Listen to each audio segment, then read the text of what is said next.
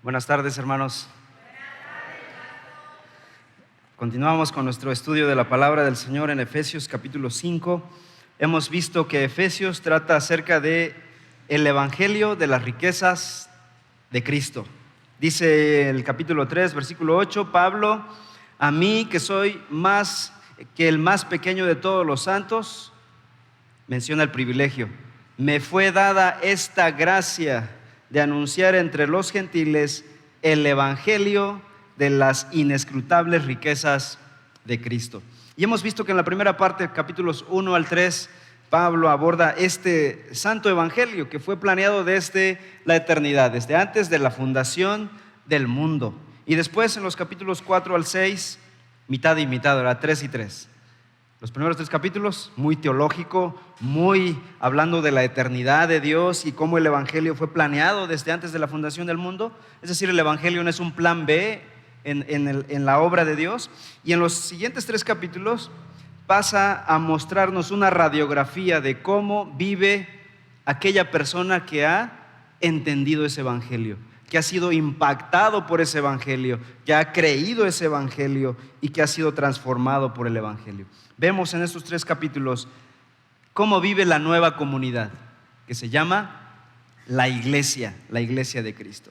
Y bien, en el capítulo 5 estamos viendo varias cosas, pero la palabra clave ha sido andar. ¿Se han dado cuenta? Los primeros versículos vimos que hay que andar en amor. Después vimos que hay que andar en luz. Después vimos que hay que andar en sabiduría. Y hoy vamos a ver que debemos andar en el Espíritu. Versículo 18 al 20. Vamos a leer ese versículo. Dice capítulo 5, versículos 18 al 20. Juntos, no os embriaguéis con vino, en lo cual hay disolución. Antes bien, sed llenos del Espíritu, hablando entre vosotros con salmos, con himnos y cánticos espirituales, cantando y alabando al Señor en vuestros corazones, dando siempre gracias por todo al Dios y Padre en el nombre de nuestro Señor Jesucristo. Vamos a orar. Padre, en esta hora queremos rogar que podamos entender tu palabra, pero con ese entendimiento que solo tú das, Señor. Y te pido que tu siervo yo no sea un estorbo para que tu palabra llegue a cada corazón. Que mis palabras no sean una distracción para mis hermanos, al contrario, pongan sentido al texto, guiado por ti al exponer tu palabra, Señor. Pero te pedimos algo más, Señor, que no solo nos hagas buenos oidores de sermones, ayúdanos a aplicar esta palabra a nuestras vidas, a nuestros matrimonios, a nuestra paternidad, a nuestras relaciones personales, laborales, Señor. Transfórmanos, Padre. Te lo ruego en el nombre de Cristo Jesús. Amén. Versículo 18. Estaremos viendo ahora que Pablo nos llama a andar en el Espíritu. Versículo 18 dice, no os embriaguéis con vino, en lo cual hay disolución, antes bien sed llenos del Espíritu. Ser controlados por el Espíritu Santo es absolutamente esencial para vivir la vida cristiana. De otra manera, no tendremos la capacidad de vivir las normas que Dios ha dado en su palabra. Déjeme decir esta sentencia así corta. La vida cristiana no se puede vivir sin la presencia del Espíritu Santo. Lo repito, la vida cristiana no se puede vivir sin la presencia del Espíritu Santo en nuestros corazones. Pero antes de que Pablo pase a abordar este mandamiento de ser llenos del Espíritu, primero en el versículo 8 da un mandamiento negativo, antes de dar ese mandamiento positivo. ¿Qué dice Pablo en el versículo 18? Hay un mandamiento negativo. No os embriaguéis con vino. Pablo ha venido haciendo varios contrastes en este capítulo 5. ¿Se han dado cuenta? De vivir en la luz o en las tinieblas, de vivir en sabiduría o en necedad. Y ahora pasa a este contraste de vivir controlados por el espíritu o controlados por el vino, dice Pablo. Y vamos a ver que no debemos ser controlados por el vino, sino por el Espíritu Santo. ¿Todos están bien, hermanos? ¿Qué tal el fin de semana? ¿Estuvo pesadito? ¿Mucho trabajo? ¿Mucha enfermedad, no? Veo caras cansadas, rostros agotados. Anímense, vamos a estar aquí unas 3 horas en la predicación. Bueno, entonces, ¿están conmigo, por favor, en la palabra? No se pierdan, tratemos de seguir el texto. Las Escrituras, amados hermanos, siempre han condenado el tema de la ebriedad, el tema de la borrachera. Beber hasta embriagarse es una conducta, en este contexto de Pablo, una conducta necia. De hecho, la embriaguez ha ocasionado la pérdida de vidas humanas en grandes batallas de la historia, la ruina de muchos gobiernos. La embriaguez ha sido la corrupción moral de muchas sociedades. En México se estima que hay más de 30 millones de alcohólicos. Qué gran cantidad. El alcohol mata. La embriaguez consiste en alterar la mente de una persona por medio del alcohol, de tal modo que afecta sus facultades. La Biblia no está de acuerdo con la embriaguez, condena la embriaguez. Proverbios 23, versículos 19 al 21 dice el proverbista: oye, hijo mío, y sé sabio, y endereza tu corazón al camino. No estés con los bebedores de vino, ni con los comedores de carne, porque el bebedor y el comilón empobrecerán, dice el proverbista, y el sueño hará vestir vestidos rotos. En el capítulo 23 también, ahora el versículo 29 al 33 dice, sigue diciendo el predicador: ¿para quién será el ay? ¿Para quién el dolor? ¿Para quién las rencillas? ¿Para quién las quejas? ¿Para quién las heridas de balde? ¿Para quién el amoratado de los ojos? Para los que se detienen mucho en el vino, para los que van buscando la mistura. No mires al vino cuando rojea, cuando resplandece su color en la copa. Se entra suavemente, mas al fin como serpiente morderá, dice, y como áspid dará dolor. Tus ojos mirarán cosas extrañas y tu corazón hablará perversidades bajo la influencia del alcohol. La Biblia entonces muestra que la borrachera es una tragedia asociada con la inmoralidad. Siempre la embriaguez va asociada con inmoralidad, con disolución, con desenfreno moral, con irresponsabilidad y todo tipo de corrupción en la vida del individuo. El problema con el alcoholismo, aparte de que viene acompañado de enfermedades que no quiero mencionar en este momento y que desgasta la mente y el cuerpo y órganos corporales, el problema principal es que la embriaguez es un pecado y es una perversión que hay que confesar delante del Señor. Primera de Corintios 5:11 dice: no se junten con ninguno que llamándose hermano fuere fornicario o avaro o idólatra o maldiciente o borracho o ladrón. Con el tal ni aun comáis, dice la Escritura. Ahora, es posible que un cristiano llegue a embriagarse, es posible, como cometer cualquier otro pecado. Cometió cierto pecado. Pero lo que Pablo está aquí llamando la atención es que no sea su estilo de vida, que la embriaguez, la borrachera sea característico de ese individuo. La embriaguez es un problema para la sociedad. Sin embargo, volteando nuestros ojos al texto, aquí en el versículo 18, y según el contexto que está tocando Pablo aquí está hablando de la embriaguez en un sentido religioso. Según el contexto, los efesios estaban involucrados, o en su pasado habían estado involucrados en la borrachera, y tenía una asociación con los ritos que eran parte del culto pagano en la antigüedad. Y de eso Pablo va a decir aquí: no se embriaguen para entrar en estos cultos a dioses paganos. Las religiones de misterio de la antigüedad se consideraba que el punto máximo de su religión, de su experiencia religiosa, era llegar a tener comunión con sus dioses por medio de éxtasis. ¿Y qué usaban para extasiarse? Usaban la autohipnosis, los bailes frenéticos, las bebidas fuertes y orgías sexuales. Esto del éxtasis, trance religioso, no es nuevo. Viene desde las religiones paganas de la antigüedad. Hoy en día, las drogas, las luces psicodélicas, la música electrónica como el rock pesado, el hip hop, el rap, el indie rock, música que inducen a consumir drogas, alcohol y todo lo demás que acompaña a esto, la inmoralidad. Las letras, los movimientos provocativos se combinan para provocar estados de ánimo que rayan en la histeria. Estas cosas tienen poder para influir en la mente de un individuo. No es que esté yo en contra del hip hop en la iglesia, estoy en contra de sus efectos malvados sobre el ser humano. Por eso hay cierto tipo de música que seleccionamos para alabar a Dios.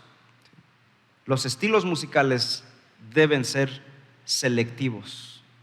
Y es que la música no es amoral, es decir, que no tenga un efecto en nuestra moralidad. La música es moral, tiene un efecto en nuestra vida y sí conduce a ciertos pecados. Cierta música conduce a ciertos estados de ánimos, a cierto estado de maldad, conduce a ciertas actitudes y a ciertos pecados. Por lo tanto, si no quieres esos pecados, aléjate de ese tipo de música. Hay religiones místicas que promueven llegar a niveles más elevados de conciencia, ¿no? ¿Y qué usan? Drogas, mantras. Las mantras son palabras repetitivas que se dicen con ciertos sonidos y otros medios demoníacos para llegar a un cierto éxtasis.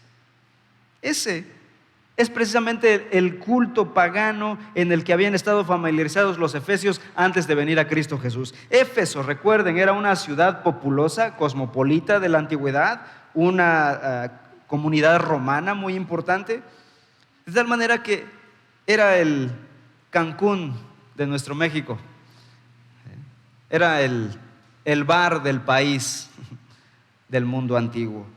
Vivir en ese contexto requería de un mandamiento como el que está Pablo haciendo. Hermanos, no se embriaguen con vino como lo venían haciendo habitualmente, y especialmente para hacerlo en ritos de cultos a dioses paganos.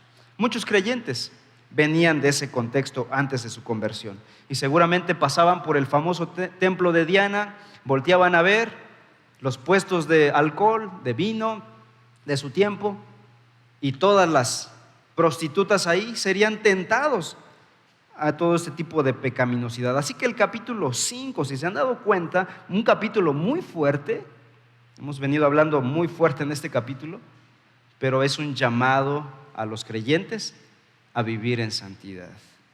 Pablo estaba hablando entonces del uso espiritual pervertido de la embriaguez, del vino, como un medio para un culto pagano. Y los cristianos no deben buscar satisfacción religiosa a través de medios paganos, como embriagarse con el vino, sino que deben buscar plena satisfacción a su vida siendo llenos del Espíritu. Hay gente, el ser humano puede llegar a ser codependiente de ciertas sustancias, y no solo el alcohol, no solo la droga, otras sustancias. Hay gente que a las 4 de la tarde ya necesita su dosis de azúcar, ¿no? Su chocolate, su coca para reencenderse, ¿no? Y llegan a depender sutilmente de una sustancia. No están dependiendo de la fuerza que el Señor puede dar. Podemos endiosar ciertos productos y creer que ellos son la solución a nuestra vida. Hermanos, Ya no estamos para ese tipo de cosas. Vivimos para endiosar ciertos productos que se ha endiosado la salud, se ha endiosado la juventud, el rejuvenecimiento. Hay un culto exacerbado a la imagen en nuestra actualidad, de tal manera que los gimnasios están llenos, que provocan inmoralidad, mucha inmoralidad sexual de esposos casados con mujeres casadas o a la inversa. No siempre, pero es una tentación, es un peligro. Es promover una sustancia, es promover el cuerpo. Hay compañías en la actualidad que promueven sus productos y según dicen para nuestra felicidad.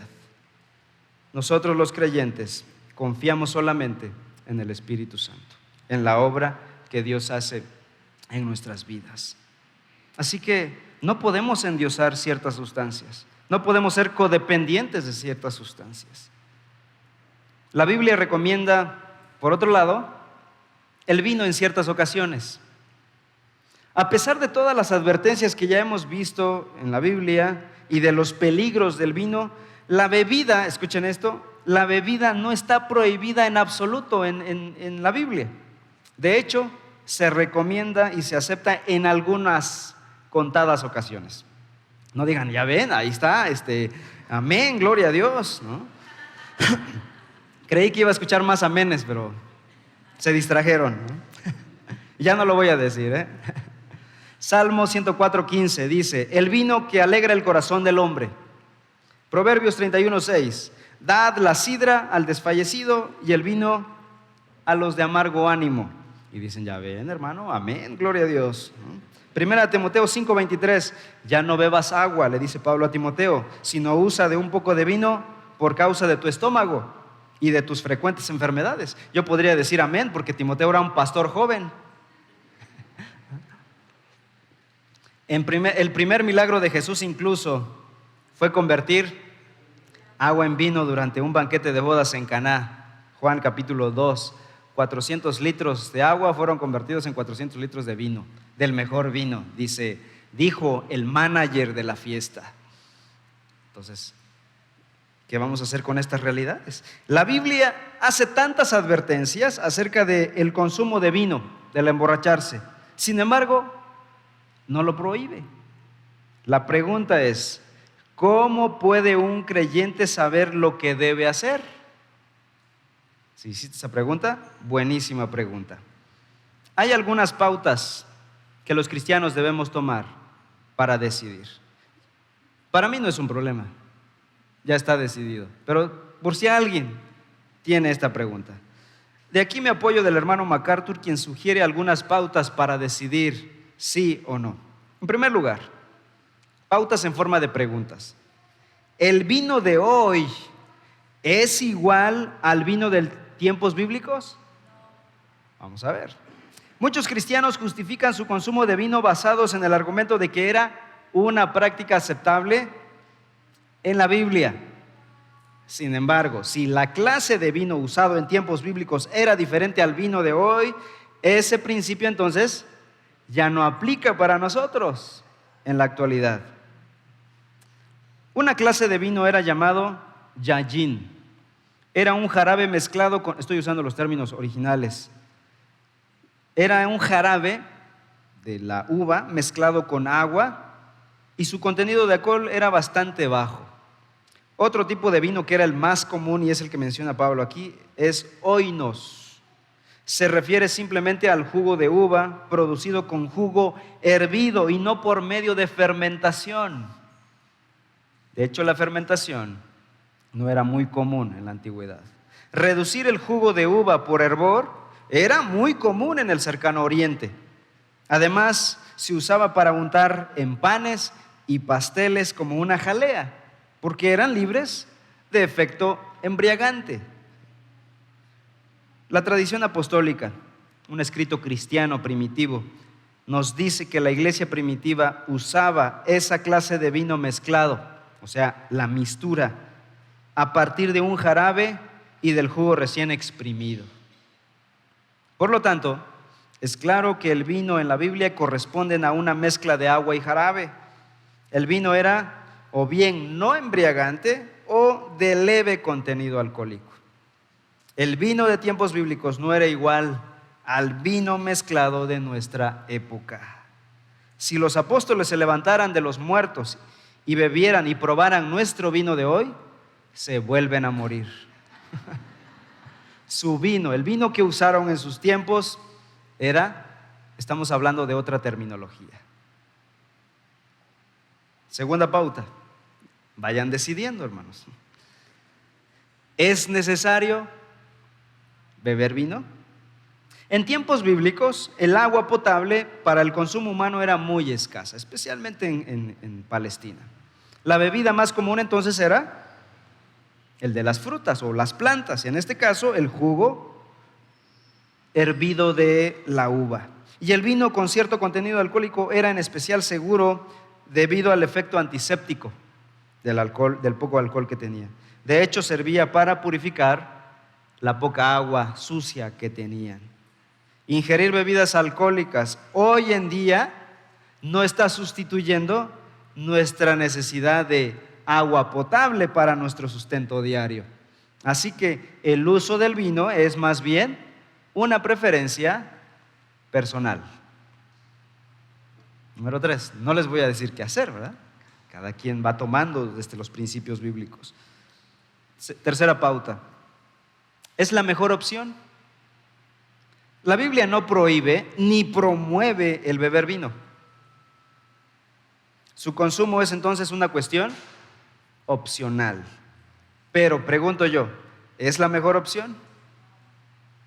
Si tú te conoces a ti mismo y sabes que eres dado a depender de ciertas cosas y le agregas una probada al vino, mejor no le quieras agregar una codependencia a tu vida.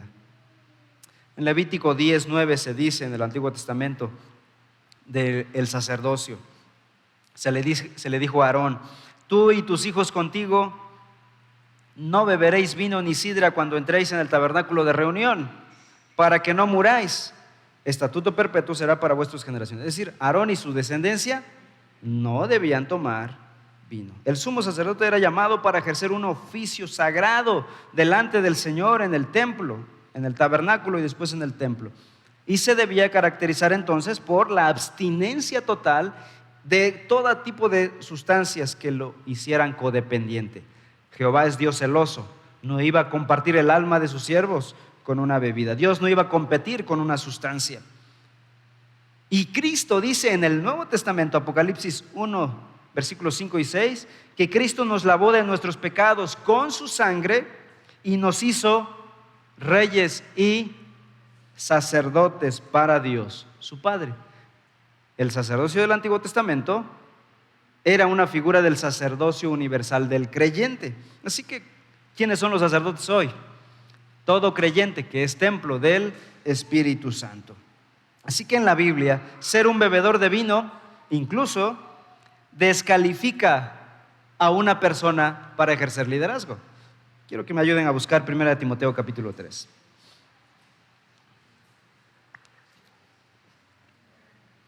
Primera de Timoteo 3, versículos 2 y 3.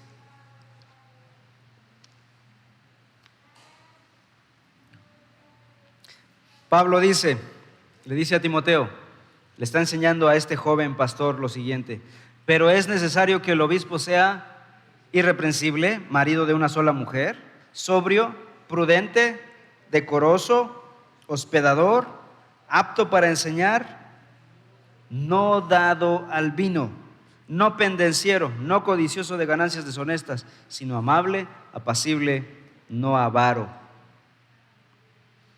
Así que si alguien aspira al liderazgo, no debe ser dado al vino. Si es dado al vino, está descalificado para liderazgo de la iglesia local.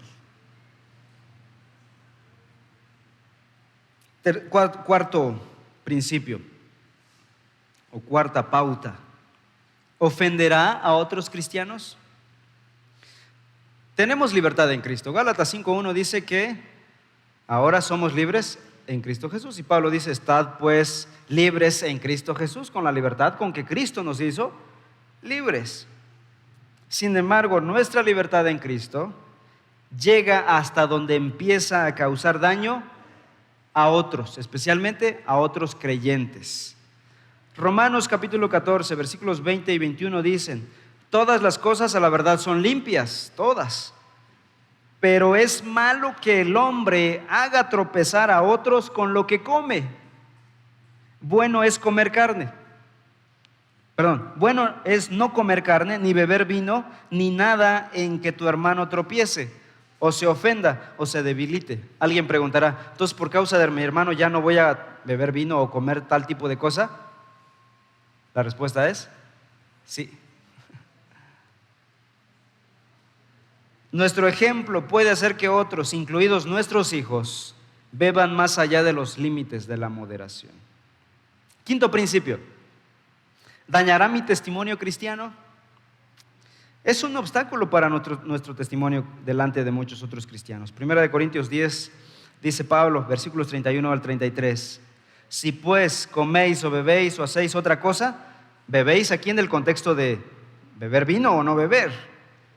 Si hacéis otra cosa, hacedlo todo para la gloria de Dios. No seáis tropiezo ni a judíos, ni a gentiles, ni a la iglesia de Dios. Como también yo en todas las cosas agrado a todos, no procurando mi propio beneficio, sino el de muchos para que sean salvos. Así que Pablo se abstenía de ciertas cosas que eran lícitas para él. Todo me es lícito, pero no me conviene por causa de mi testimonio ante otros cristianos. Y número 6, ¿es correcto? Al plantearnos esta pregunta acerca de la bebida, la última pauta y más importante es, ¿puedo hacerlo delante de otros cristianos, incluso delante de Dios, sin problemas de conciencia? Y ahí está la respuesta. Hermanos, la conciencia es una alarma poderosa que Dios ha dado a todo creyente. Y con ella el Señor nos refrena y nos indica cuando algo es pecaminoso. Y la conciencia puede ser debilitada cuando la ignoras. Después de mucho ignorarla, se va cauterizando, dice el apóstol Pablo, de tal manera que llega un momento en que ya la conciencia ya no funciona, ya no opera, ya no te detiene de cometer ciertos actos pecaminosos. Incluso llega a ser desconfiable la conciencia.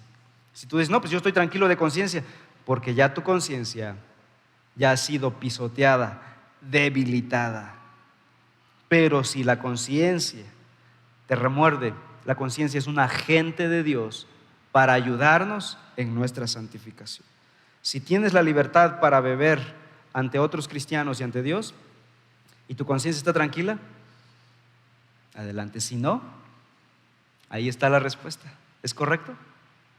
Dios, por medio de su Espíritu en nosotros, agudiza nuestra conciencia, restaura nuestra conciencia.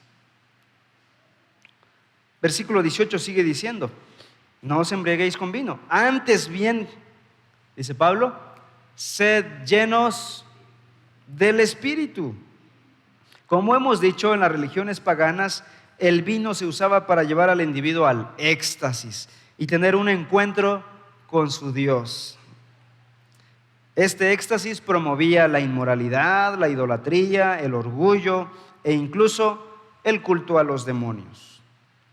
Ahora Pablo presenta este contraste entre andar bajo el control del Espíritu, que se caracteriza por la belleza y por la santidad.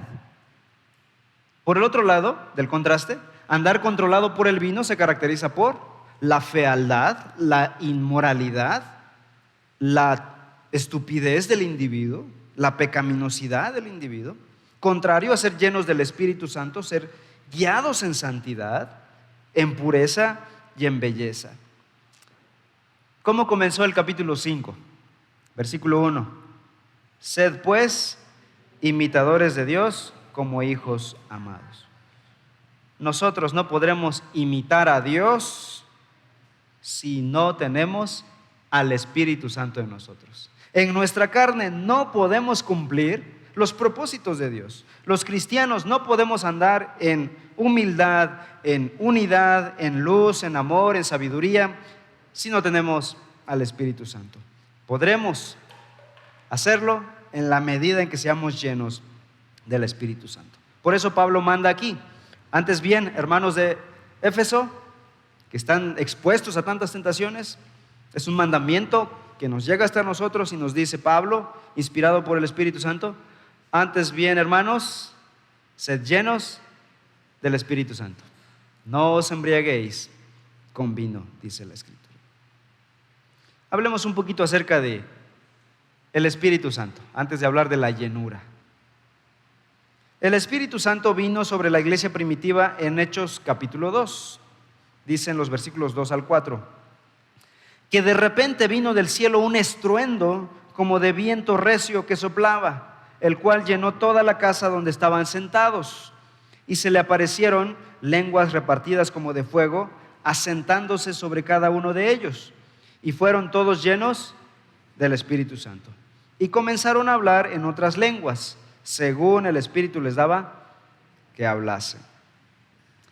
Algunos creyentes del Antiguo Testamento, muy pocos, tales como Moisés, David y otros, tuvieron la llenura del Espíritu, pero de forma temporal. Venía a ellos, cumplía el propósito de Dios, la tarea de Dios, y nuevamente los abandonaba.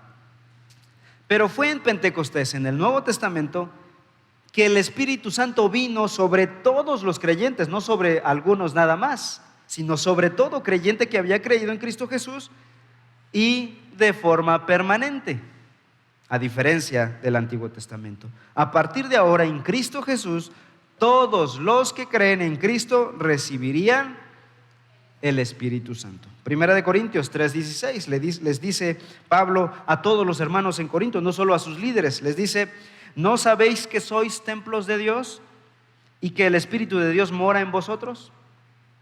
Luego en el capítulo 6 de Primera de Corintios, versículo 19, dice: ¿o ignoráis que vuestro cuerpo es templo del Espíritu, el cual está en vosotros, el cual tenéis de Dios y que no sois vuestros? Así que ahora, en Cristo Jesús, todos los creyentes tenemos la presencia del Espíritu Santo. Y Él es el Espíritu Santo el que garantiza que tendremos una morada con Dios.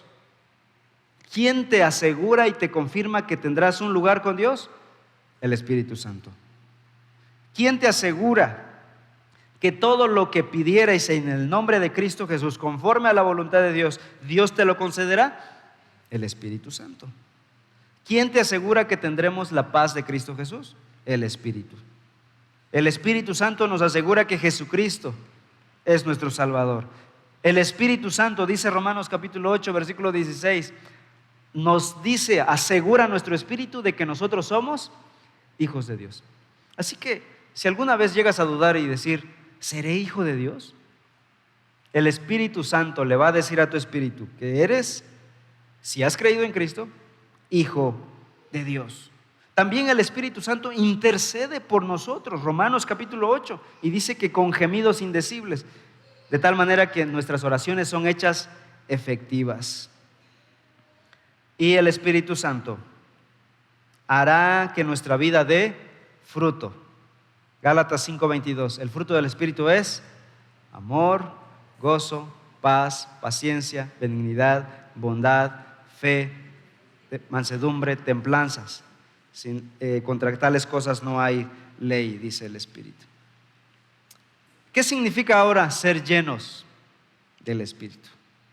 En primer lugar, déjeme corregir algunos errores que ha habido a lo largo de la historia, no solo desde el presente.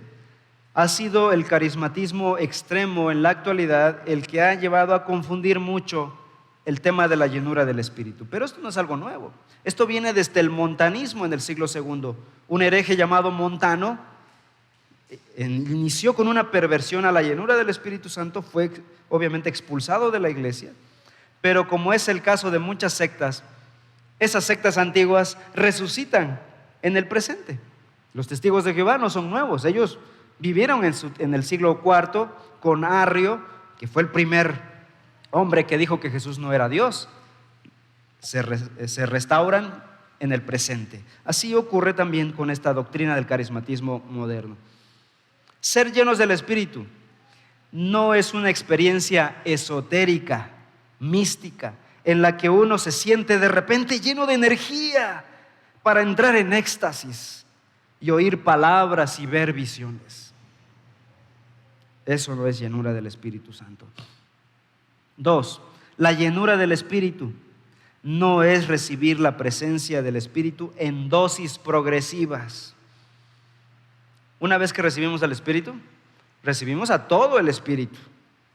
Porque dice Juan 3:34, Dios no da al Espíritu por medida. Lo recibimos en toda su plenitud. Siguiente, la llenura del Espíritu no es lo mismo que el bautismo del Espíritu. Aquí sí debo aclarar. Todo creyente, cuando creyó en Cristo, en el día de su conversión, fue bautizado con el Espíritu, recibió al Espíritu Santo. Pero la llenura del Espíritu Santo es otra cosa que ahorita vamos a proceder a estudiar.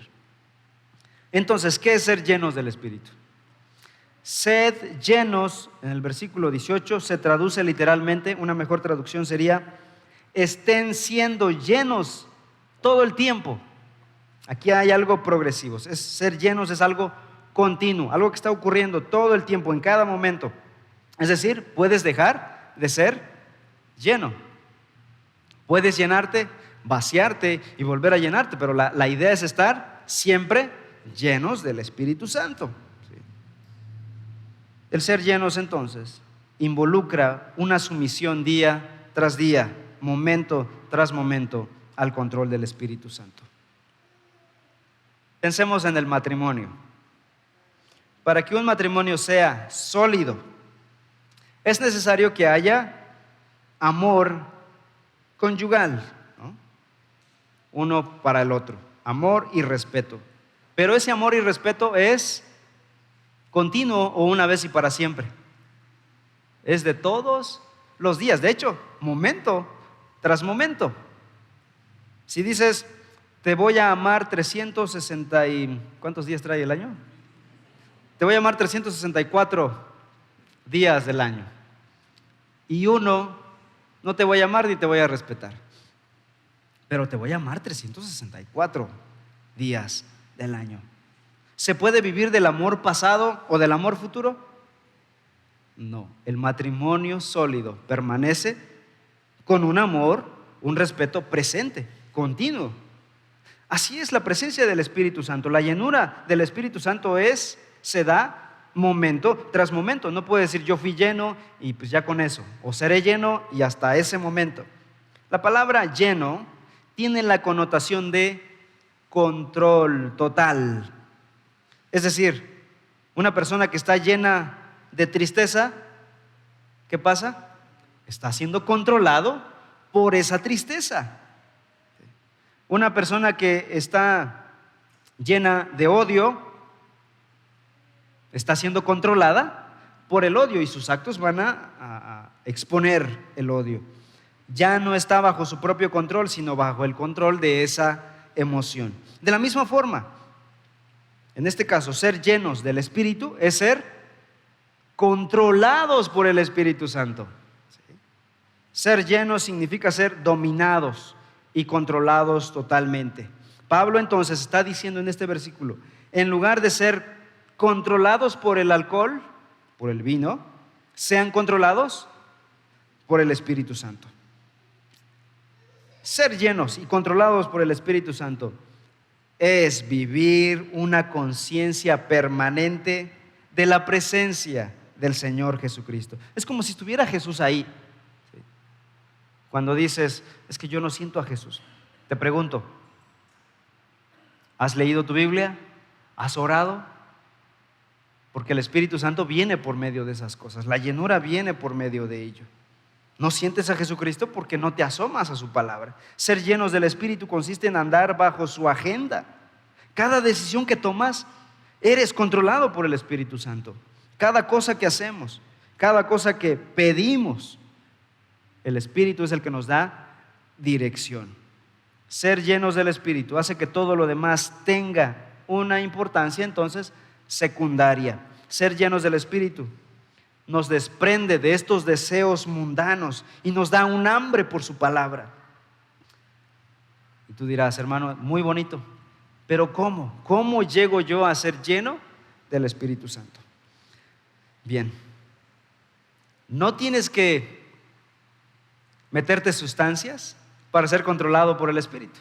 No tienes que usar de medios externos, música bonita, luces, sustancias, bailes frenéticos o cosas externas, cosas estéticas, ¿no? Como promueve el carismatismo moderno. Usa todas estas técnicas psicológicas externas para llevar al individuo a un estado mental donde, clic, aterriza en el éxtasis. Es una manipulación emocional. Puedes caer en éxtasis en una iglesia o en un antro. No hay ninguna diferencia, pero esa no es llenura del Espíritu Santo. Eso deshonra al Espíritu Santo. ¿Cómo entonces somos llenos del Espíritu Santo? Si tú eres un creyente interesado en crecer para el Señor, para vivir para el Señor y ser llenos del Espíritu, esto te interesa. Ser llenos del Espíritu incluye la confesión de pecado, la rendición de la voluntad, de tu intelecto, de tu cuerpo, de tu tiempo, de tus talentos, de tus recursos, delante del Señor. Requiere la muerte del egocentrismo. Cuando morimos a la egolatría, el Señor nos llena con su Santo Espíritu. Juan, el Bautista, dijo: es necesario que Él crezca y que yo mengue. Así que el principal enemigo de la llenura del Espíritu Santo es el orgullo, la prepotencia. ¿Qué es el orgullo? ¿Qué es la prepotencia? Es estar lleno de ti mismo. Pero si estás lleno del Espíritu Santo, ya no estarás lleno de ti mismo. Te controlará el Espíritu Santo, no tu propio ego, tus propios anhelos, tus propios sueños o tu propia imagen de ti mismo. El orgullo es el peor enemigo para la llenura del Espíritu Santo. Hermanos, no puede haber un creyente lleno del Espíritu y soberbio a la vez. Son términos antitéticos. No puede haber un cristiano orgulloso y lleno del Espíritu Santo. Si es orgulloso, no está lleno del Espíritu Santo. El Espíritu Santo lleva un carácter de humildad, de amor, de perdón, de misericordia, de servicio abnegado, de entrega total al Señor. Su agenda es guiada por el Espíritu Santo. Sus planes, sus sueños, sus anhelos son guiados por el Espíritu. No por Él mismo, no por sus sueños personales, sino por obra del Espíritu Santo. El camino más eficaz para ser llenos del Espíritu Santo es la palabra de Dios. Vamos a Colosenses capítulo 3.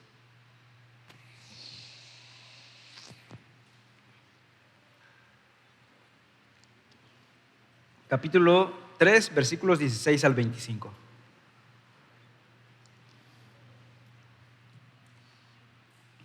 No se vayan a Facebook, hermanos. Vayan a la Biblia. Por eso animo a la congregación a traer sus Biblias en físico. ¿Okay?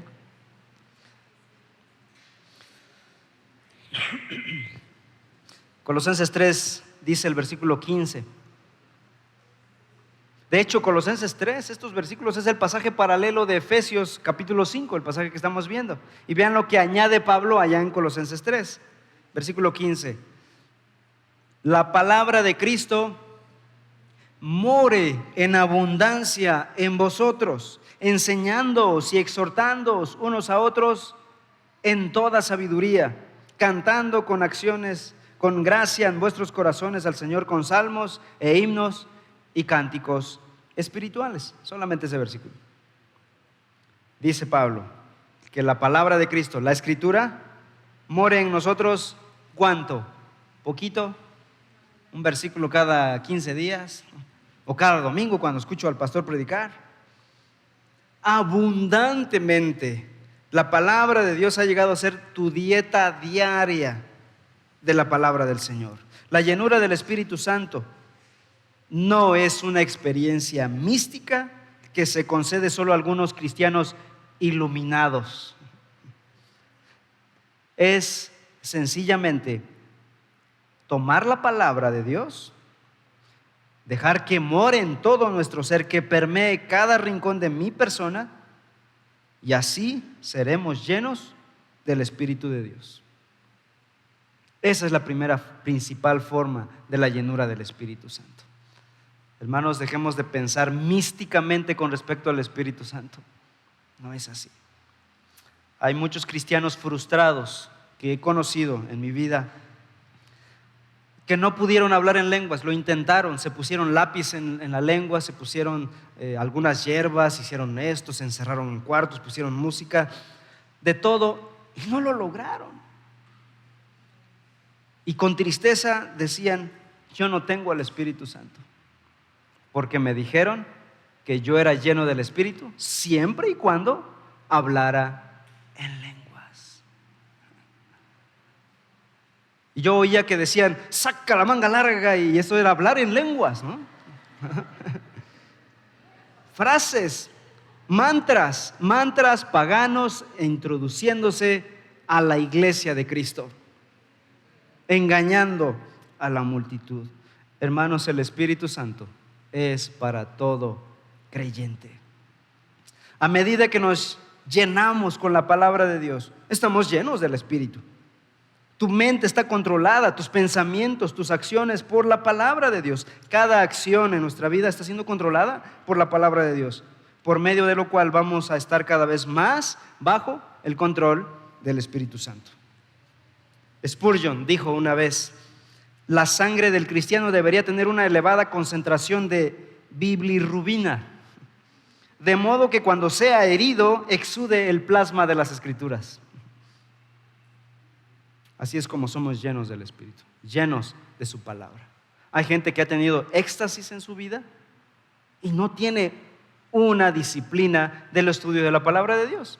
Un domingo de gloria, una noche de gloria, se extasió, cayó y estuvo lleno del Espíritu Santo según él. Pero lo ves el resto de la semana y su vida inmoral, mentirosa, falsa, engañadora. Esa no es la llenura del Espíritu Santo. El carismatismo extremo ha hecho mucho daño a la iglesia de Cristo.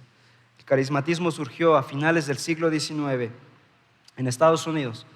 Es descendiente del wesleyanismo de Inglaterra, quien promovía la santidad en buena intención, pero una santidad promovida por la Escritura. Llega a Estados Unidos a un contexto muy liberal y lo toman de forma mística en ese círculo. De ahí llega a Centroamérica, y Centroamérica es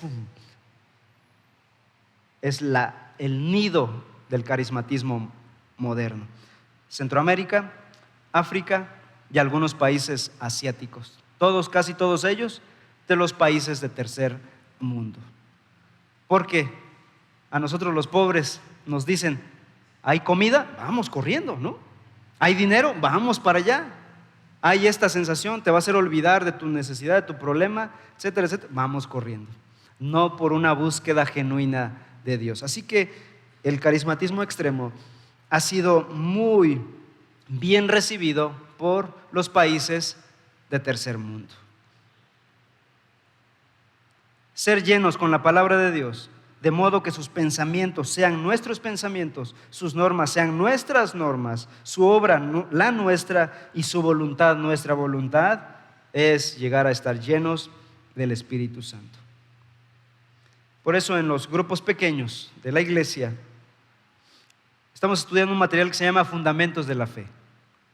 Y hay una lección que trata de cómo estudiar la Biblia por ti mismo. Y hay 5 cosas, ¿verdad, hermanos? ¿Se acuerdan? ¿Cómo estudiar la Biblia? ¿Cómo hacer parte de nosotros la Biblia? Oír. ¿Ya no se acuerdan? Leer, estudiar, memorizar y meditar. No me dejen en mal, hermanos. Van a pensar que no les estoy enseñando nada. Estas 5 cosas para que llegue a ser parte de nosotros. La idea es que cada creyente por sí mismo pueda él estudiar la palabra de Dios y no tenga que codepender del pastor. El pastor no es un gurú espiritual, hermanos.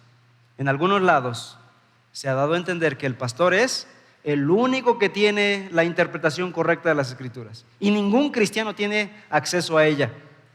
Estamos volviendo a la Edad Media, cuando la religión tradicional hizo lo mismo. Solo el clero tenía la interpretación de la Escritura y ningún feligrés podía tener la Escritura en sus manos. Llega el movimiento reformado con Martín Lutero y todos los reformadores y dicen: tenemos que devolver la Escritura al pueblo. Cada creyente debe tener la Escritura y leer por sí mismo la voluntad de Dios para él. Estamos volviendo a un carismatismo en la actualidad, a un catolicismo de la Edad Media. No, todo creyente que tiene el Espíritu puede entender la Escritura, con ciertos cuidados, por supuesto. Y no es que haya una explicación, un significado que cada quien le dé a la palabra. Solo hay un significado en la palabra. Y todo creyente guiado por el Espíritu puede llegar a esa verdad. Así es como seremos llenos del Espíritu Santo. Ser llenos y ser transformados por el Espíritu, en la medida en que hagamos nuestra la palabra de Dios. Nuestra vida será transformada, nuestras oraciones serán transformadas, nuestros actos, nuestro carácter, nuestro ser será cambiado. Te pregunto, hermano, ¿estás leyendo la Biblia diariamente? No me conteste. Piénsalo. ¿Estás leyéndola? Para empezar, ¿tienes una Biblia? ¿Estás leyéndola? ¿Te has hecho un compromiso de leer la Escritura? Hace tiempo, voy a confesar un pecado delante de ustedes. Cuando salíamos de vacaciones, por la prisa o por la emoción, se me olvidaba la Biblia. Y llegábamos al lugar donde íbamos y la pasábamos bien y no nos acordábamos de la Biblia. Hasta que después, recapacitando, dije: no voy a olvidar mi Biblia nunca más. E hice un compromiso de leer la palabra todos los días de mi existencia. Todos los días de mi existencia. Incluso hay programas, hay aplicaciones para el celular que te recuerda tu versículo del día. Y te aconsejo, lee más de un versículo al día. Siempre hay tiempo para todo. Si hay tiempo para las redes sociales, debe haber tiempo para la Escritura. Hoy en día estamos inmersos en las redes sociales. No estamos aprovechando bien el tiempo.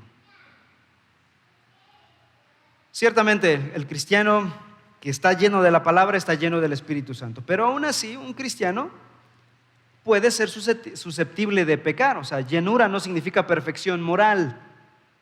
Aún como cristianos, nuestro talón de Aquiles es la carne, ese residuo del viejo hombre que estamos arrastrando en nuestro ser. Romanos 7:23 dice Pablo: pero veo otra ley en mis miembros, lo dijo Pablo, que se rebela contra la ley de mi mente y que me lleva cautivo a la ley del pecado que está en mis miembros. Luego el mismo Pablo en Gálatas 5:19-21 dijo: las obras de la carne son adulterio, fornicación, inmundicia, lascivia, idolatría, hechicerías, enemistades, pleitos, celos, iras, contiendas, disensiones, herejías, envidias, homicidios, borracheras, orgías, etcétera, etcétera, dice Pablo. Todas estas son producto de la carne. Nosotros no tenemos poder sobre estos males. ¿Quién tiene poder sobre el adulterio, sobre la fornicación, sobre la inmundicia, sobre la lascivia? ¿Quién puede controlar su propia lascivia? Sus propios celos, sus propias iras, sus propias disensiones, sus propias envidias, sus propias borracheras, sus orgías. El ser humano no tiene la capacidad de controlar estas cosas. Así que tratar de combatirlos en nuestras propias fuerzas es como tratar de caminar en el agua con nuestras propias fuerzas, sin una lanchita que nos ayude a caminar sobre el agua o a estar sobre el agua. La única manera de contrarrestar esa pecaminosidad residual en nuestra vida es andar en el Espíritu y estar bajo su control. Así, hermanos, podremos vivir la vida cristiana en santidad. Podremos hacer la voluntad de Dios. La única manera de contrarrestar esa pecaminosidad es siendo controlados por el Espíritu Santo. Cuando nos rendimos al control del Espíritu, Dios produce en nosotros cosas maravillosas. ¿Como cuáles? Mas el fruto del Espíritu es amor, gozo, paz, paciencia, benignidad, bondad, fe, mansedumbre, templanza. Contra tales cosas no hay ley.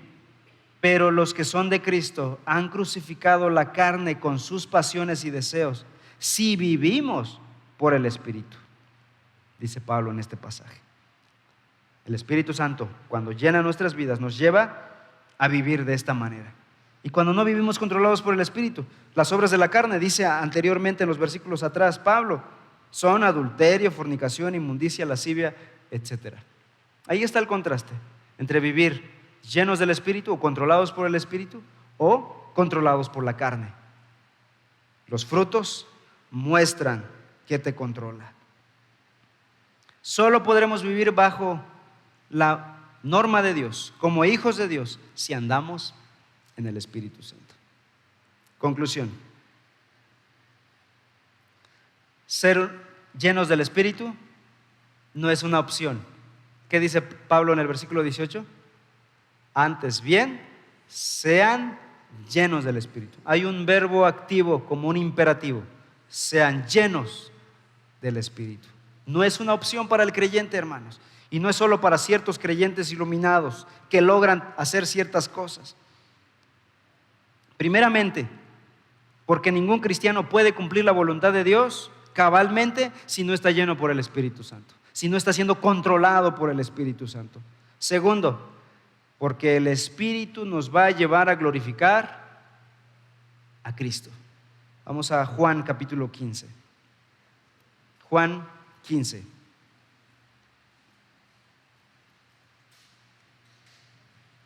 Versículo 26. Dice el apóstol: pero cuando venga el Consolador, a quien yo os enviaré del Padre, el Espíritu de verdad, el cual procede del Padre, Él dará testimonio acerca de ¿quién? Acerca de mí, dice Jesús. El Espíritu Santo nos lleva a Cristo. Ahora en el capítulo 16, Juan 16, versículos 13 y 14.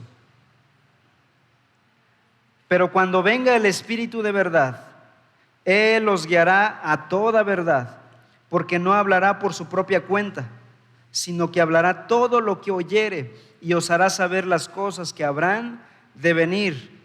Importante, versículo 14. Él me glorificará, porque tomará de lo mío y os lo hará saber. ¿Qué hace el Espíritu Santo? Llevarnos a glorificar a Cristo. ¿Saben cuál es la meta final de Dios al llenarnos con su Espíritu?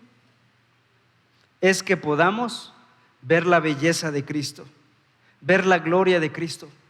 Y es que el hombre ha sido cegado por el enemigo. Dice 2 de Corintios capítulo 5 que el Dios de este siglo cegó el entendimiento de ellos para que no vean la gloria de Dios en la faz de Jesucristo.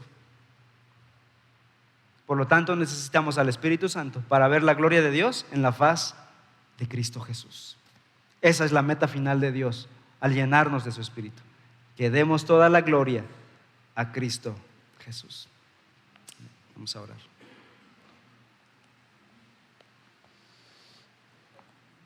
Nuestro Señor, en esta hora queremos rogarte que transformes nuestra mente con tu palabra, transformes nuestros conceptos, no solo teológicos, sino prácticos, de las verdades bíblicas, Señor. Hemos sido mal enseñados en muchas cosas, hemos sido prejuiciados por muchas cosas. Y ahora, Señor, queremos que tú nos enseñes con tu santa palabra lo que es verdad. Y queremos pedirte que nos llenes con tu Santo Espíritu. Ayúdanos a vivir tu voluntad, tu palabra. Ayúdanos a leer la Escritura todos los días, a disciplinarnos en estudiar tu palabra, en buscar tu rostro por medio de tu Escritura. Ya no anhelar visiones y éxtasis, sino anhelar tu palabra, Señor. Porque es así como llenarás nuestra vida con tu Santo Espíritu. Y solo con tu Santo Espíritu podremos amar a Cristo, ver la belleza de Cristo, honrar a Cristo y glorificar a Cristo para la gloria tuya, Señor. Te lo pedimos en el nombre de tu Hijo,